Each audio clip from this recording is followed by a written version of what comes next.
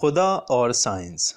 آج کل کا ایک بہت بہترین اور مشہور سوال یہ ہے کہ کیا خدا کی حقیقت سائنس کے ذریعے معلوم کی جا سکتی ہے، یا اس کا مطلب یہ لیجئے کہ کیا سائنس ڈسکور کر سکتی ہے خدا کو؟ اس بات کو جاننے کے لیے ہمیں شواہد اور دلیل کو دیکھنا ہوگا، شواہد جو کہ سچ ہوں اور پوری اسٹیبلش سائنس اس کو مانتی ہو، اور ڈسکور کرنا کہ جو چیز ہماری آنکھوں سے اوجھل تھی اور اب اسے ہم جان سکتے ہیں۔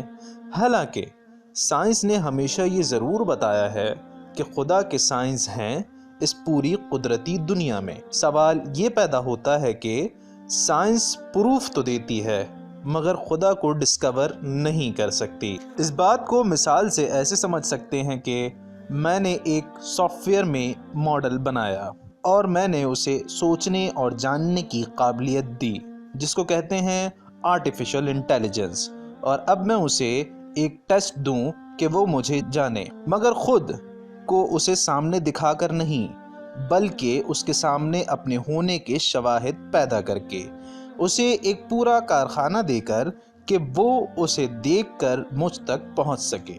اور اگر میں اسے ڈائریکٹ خود کو دکھا دوں تو وہ ٹیسٹ ہوگا ہی نہیں، اور یہ بھی کہ نہ میں اس سافٹ ویئر کا حصہ ہوں اور نہ ہی اس کارخانے کا حصہ ہوں جہاں میں نے اسے بنایا ہے۔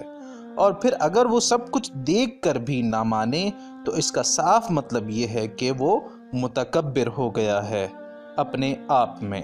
چلیں اب اپنے بارے میں ذرا سوچیں، آپ کو اور آپ کے ارد گرد کے ماحول کو اور اس پوری یونیورس کو ایک سپیریئر بینگ نے بنایا ہے۔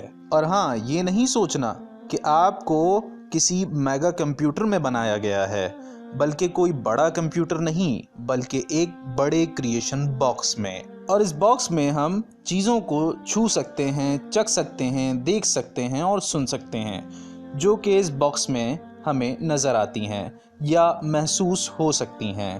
تو 5 چیزیں ہمیں مدد دیتی ہیں جاننے کے لیے جو بھی ہمارے اس باکس میں موجود ہے، مگر کچھ اور چیزیں جیسے کہ محبت، فیلنگز اور عقل، فہم، یہ سب چیزیں ہم کبھی سمجھا نہیں سکتے مادی طور پر۔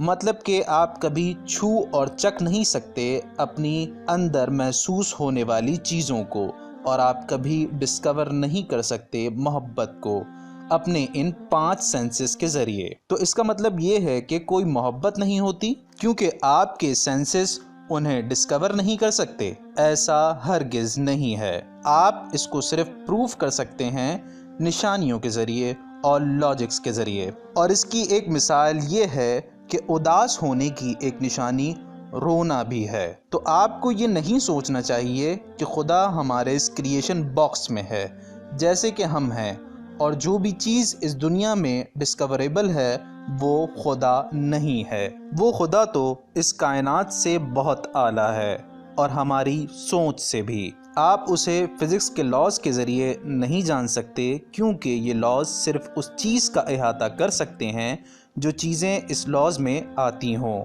اور وہ ہمارا رب ہمارے مادی قانون کا پابند نہیں ہے۔ اور اس یونیورس کے محکم قانون کی طرف ایک نظر تو ڈالیں تو آپ کو پتہ چل جاتا ہے کہ کسی اعلیٰ اور دانا نے یہ پوری کائنات بنائی ہے اور ہر چیز کو ٹھیک ٹھیک انداز میں بنایا ہے، اور اس نے اس قانون کو اتنا صحیح بنایا ہے کہ اگر ایک قانون بھی ذرا اپنی جگہ سے ہل جائے تو یہ پورا جہاں جو ہماری آنکھوں کے سامنے ہے وہ باقی نہ رہے۔ تو کیا اب بھی آپ کو یہی لگتا ہے کہ یہ سب کچھ ایک حادثہ ہے، اور کیا یہ سب خود بخود بن گیا ہے؟ اور حقیقت یہ ہے کہ آپ کسی اور کو نہیں اپنے آپ کو خود دھوکہ دے رہے ہیں۔ بسم اللہ الرحمن الرحیم۔ شروع اللہ کے نام سے جو رحمان و رحیم ہے۔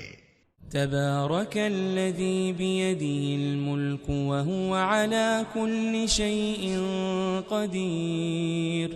نہایت بزرگ و برتر ہے وہ جس کے ہاتھ میں کائنات کی سلطنت ہے اور وہ ہر چیز پر قدرت رکھتا ہے۔ الذي خلق الموت والحياة ليبلوكم أيكم أحسن عملا وهو العزيز الغفور. جس نے موت اور زندگی کو ایجاد کیا تاکہ تم لوگوں کو آزما کر دیکھے تم میں سے کون بہتر عمل کرنے والا ہے، اور وہ زبردست بھی ہے اور درگزر فرمانے والا بھی.